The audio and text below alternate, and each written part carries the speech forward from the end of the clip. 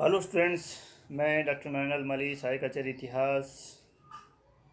आज हम online video में बीए पार्ट सेकंड के पेपर फर्स्ट में दिल्ली सल्तनत की स्थापना एवं सुदृढ़ीकरण के तहत इल्तुतमिश के बारे में अध्ययन करेंगे। कल हमने कुतुबुद्दीन ऐबक की उपलब्धियां, कार्य, शासन प्रबंध इत्यादि के संबंध में हमने अध्ययन किया था। कुतुबुद्दीन ऐबक, जैसे हमने देखा, लाहौर में 1210 ईस्वी में पोलो खेलते हुए घोड़े से गिरने से मृत्यु को प्राप्त हुआ था। उसकी मृत्यु के बाद आराम शाह लाहौर में गद्दी पर बैठा, मगर आराम शाह को कुछ अमीरों ने पसंद नहीं किया और उन्होंने बदायूं के इक़्तिदार इल्तुतमिश, जो कि कुतुबुद्दीन ऐबक का दामाद भी था, उसको शासन संभालने के लिए आमंत्रित किया।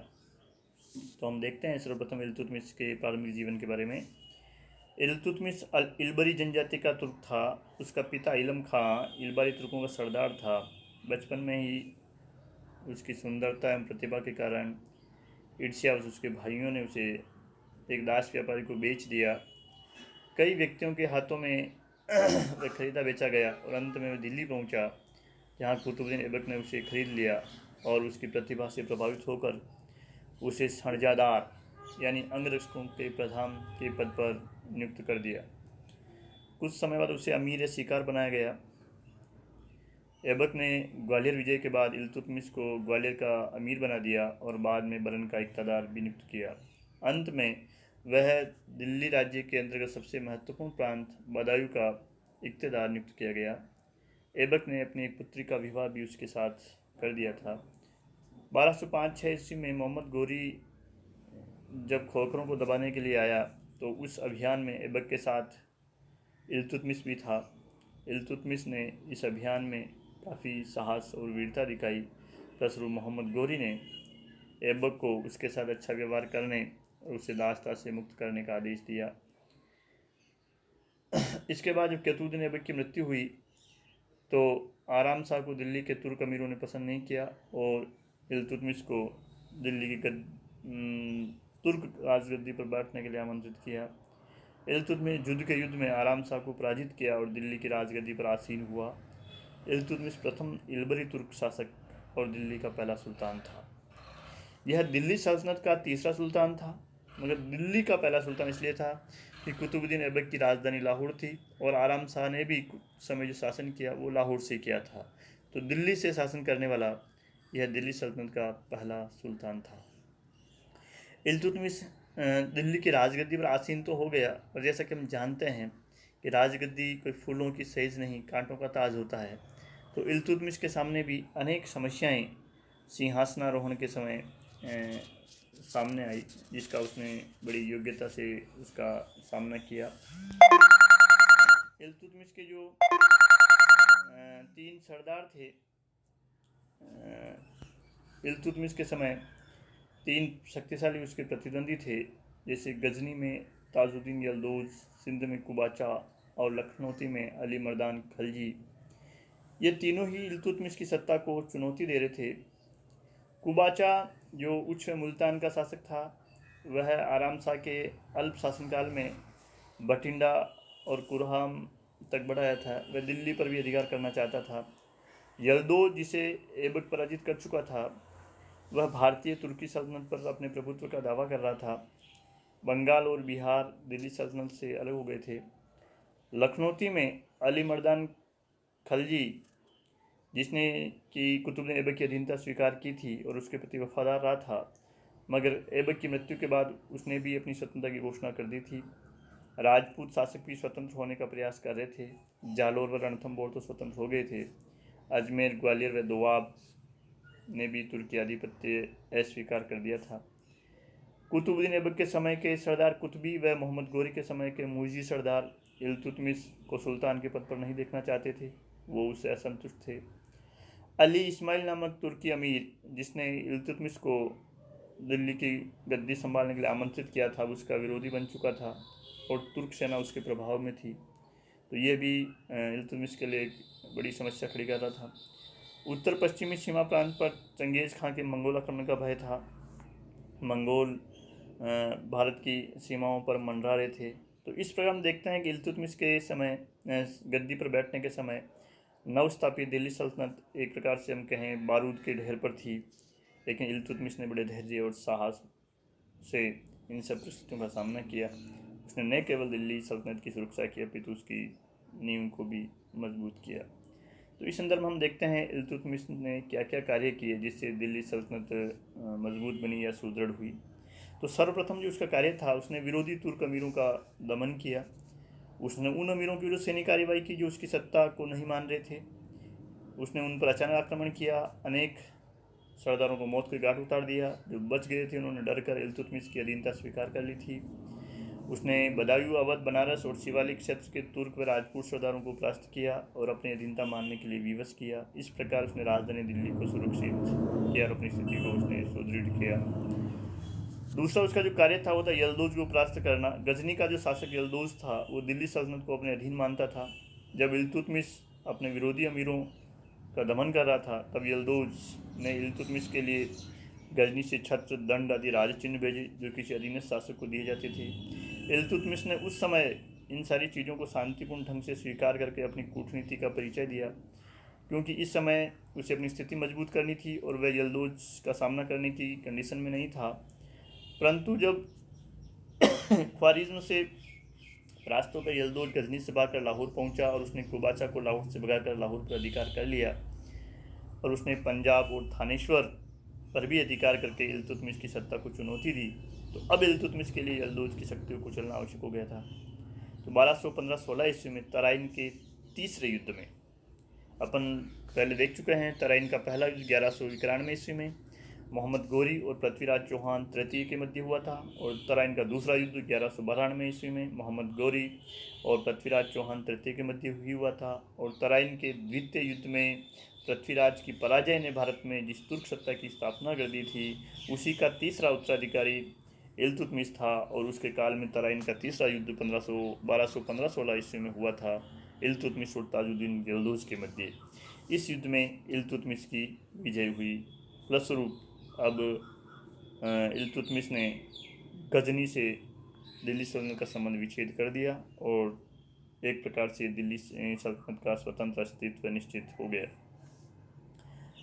अब जो दूसरा महत्वपूर्ण सरदार था कुतुबुद्दीन ऐबक के समय का वो था नासिरुद्दीन कुबाचा।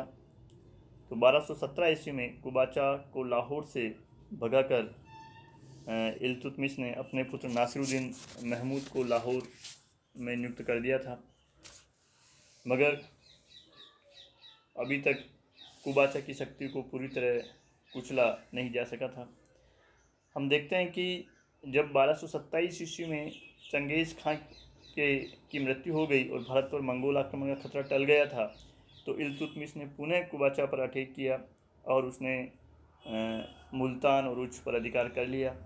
कुबाचा ने संधि का प्रस्ताव इल्तुतमिश के पास भेजा, मगर इल्तुतमिश ने उसे स्वीकार नहीं किया और उसने कुबाचा को भक्कर के किले में घेर लिया। डर कर कुबाचा सिंधु नदी में कूद पड़ा और डूबकर मर गया। मुल्तान और उच्च दिल्ली सल्तनत में मिला दिए गए। इस प्रकार दो शक्तिशाली जो उसके शत्रु थे यल्दौज और नासिरुद्दीन कुबाचा, जो कि मोहम्मद गोरी के काल के थे, उस पर उसने विजय प्राप्त की। मंगोल संकट का भी इल्तुतमिश को सामना करना पड़ा। जब चंगेज़ खां ने ख्वारिज्म के राज्य को नष्ट कर दिया तो ख्वारिज्म के शाह का पुत्र जलालुद्दीन मंगबरनी भागकर पंजाब आया, तो मंगोल भी उसका पीछा करते हुए सिंधु नदी के तट तक आ पहुँचे।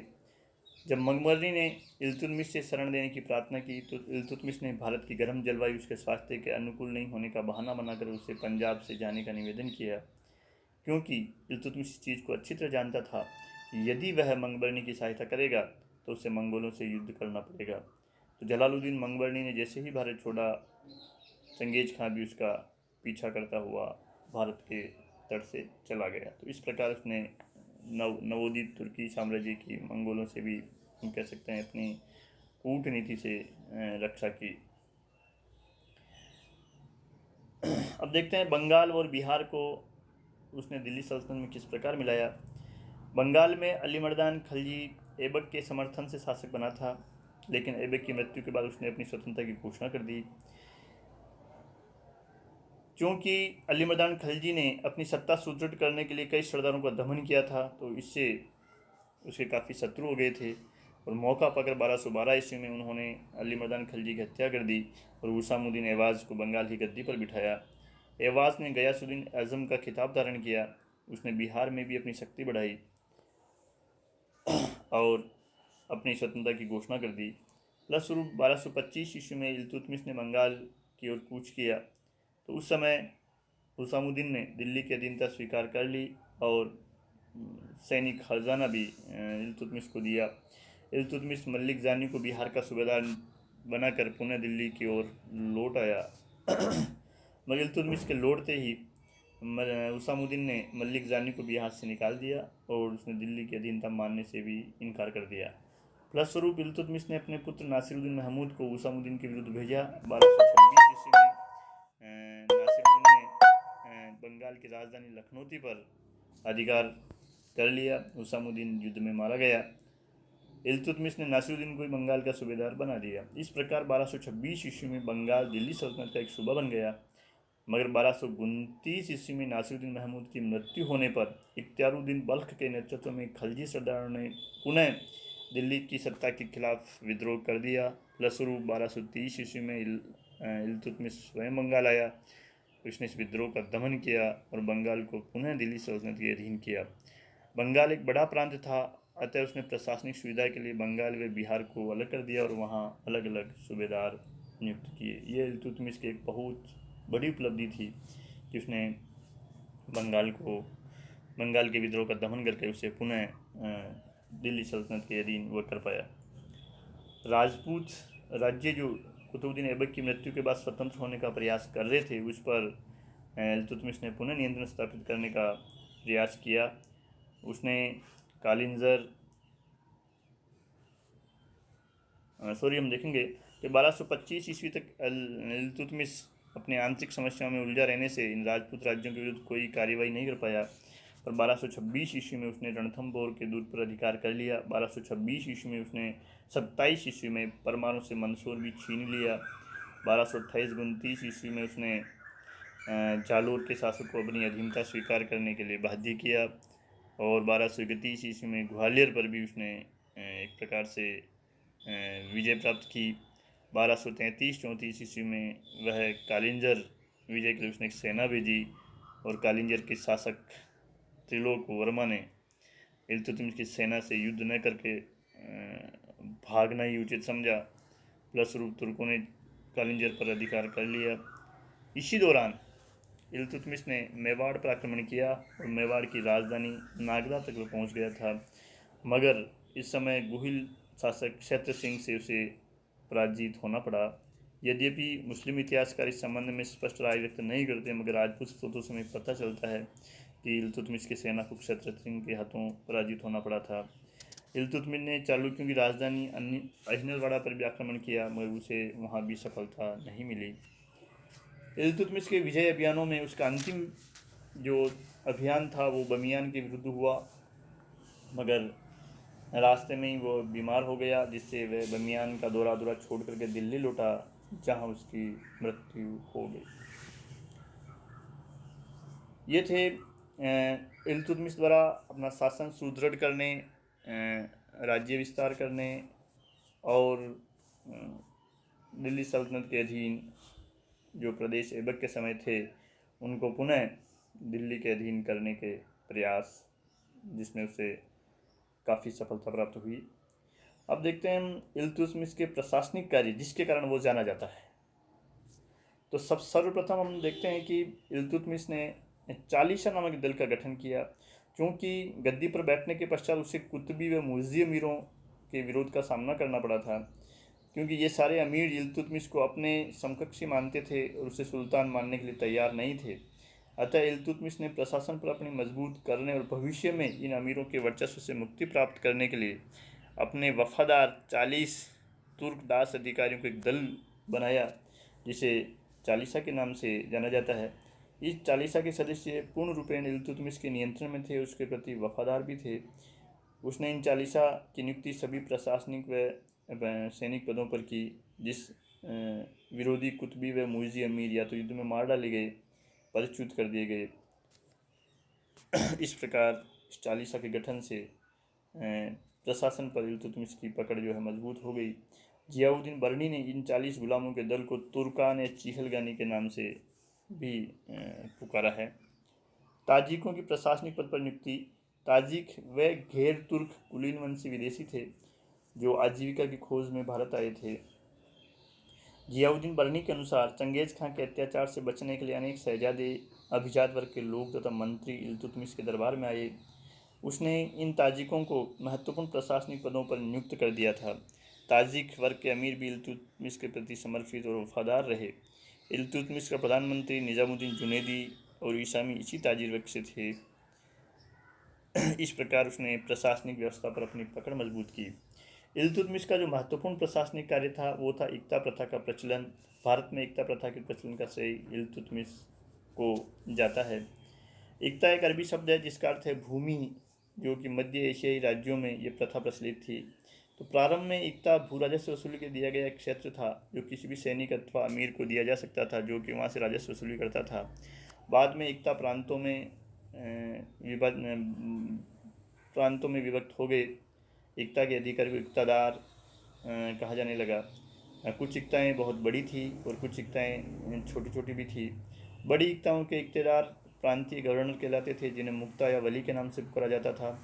यह मुक्ता या वली अपने प्रदेश की रक्षा के साथ ही शांति एवं व्यवस्था बनाए रखता था, केंद्रीय सरकार को सैनिक सेवा भेजता था और अपने क्षेत्र में भू राजस्व वसूली तथा न्याय करना भी इसका कार्य था। भू राजस्व में से अपना वेतन, सेना और प्रशासन का खर्च काट कर शेष राशि वह केंद्रीय कोष में भेज देता था। छोटे इक्ता भू राजस्व अनुदान होते थे जो सैनिक सेवा के बदले दिए जाते थे। उनको इनसे केवल भू राजस्व वसूल करने का अधिकार होता था। इनके साथ बड़े इक्ताओं की तरह प्रशासनिक दायित्व जुड़े हुए नहीं होते थे। तो इल्तुतमिश ने इस इक्ता व्यवस्था का उपयोग सामंतवादी प्रथा का अंत करने और केंद्रीय प्रशासन में अपनी स्थिति को सुदृढ़ करने के लिए किया। उसने इन इक्ताओं में अपने विश्वास पात्र अमीरों को नियुक्त किया और समय समय पर इनका स्थानांतरण करके उन्हें केंद्रीय नियंत्रण में रखने का प्रयास भी इल्तुतमिश ने किया। इल्तुतमिश अपनी मुद्रा प्रणाली के कारण भी इतिहास में जाना जाता है। उसने भारत में शुद्ध अरबी ढंग के सिक्के चलाए।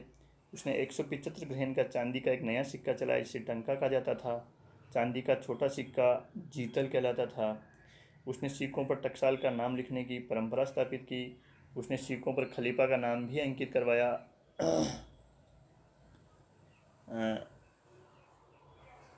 तथा उसके सिक्कों पर शिव का नंदी और चौहान घुड़सवार भी अंकित रहते थे। तो इल्तुतमिश को एक महान मुद्रा विशेषज्ञ की संज्ञा भी नेल्सन राइट ने दी है कि उसके मुद्रा सुधार के कारण एक प्रकार की सुदृढ़ता हम कहें दिल्ली सल्तनत को प्राप्त हुई थी। न्याय व्यवस्था। इल्तुतमिश ने न्याय व्यवस्था के उचित प्रबंध किए। उसने राजधानी तथा बड़े नगरों में न्याय के लिए काजी और अमीर दाद नामक अधिकारी को नियुक्त किया, लेकिन इनके निर्णय के विरुद्ध प्रधान काजी की अदालत में अपील हो सकती थी। सुल्तान न्याय का स्रोत था। अंतिम जो निर्णय है वो सुल्तान के द्वारा ही किया जाता था। इब्न बतूता ने इल्तुतमिश की न्याय व्यवस्था के बारे में लिखा है कि सुल्तान के महल के सम्मुख संगमरमर के 2 सिंह बने हुए थे जिनके गले में घंटियां लटकी हुई थी। पीड़ित व्यक्ति इन घंटियों को बजाता था और उसकी फरियाद सुनकर तुरंत न्याय की व्यवस्था की जाती थी। उस काल में लाल वस्त्र न्याय का प्रतीक माना जाता था। जिस व्यक्ति को न्याय चाहिए होता था वो लाल वस्त्र धारण करके उपस्थित होता था। सुल्तान के बाद काजी उल कुज़ात सर्वोच्च न्यायाधिकारी था। इल्तुतमिश ने राजपूत सरदारों के क्षेत्र में न्याय व्यवस्था में हस्तक्षेप नहीं किया। गाँवों में पंचायत ही न्याय का कार्य करती थी।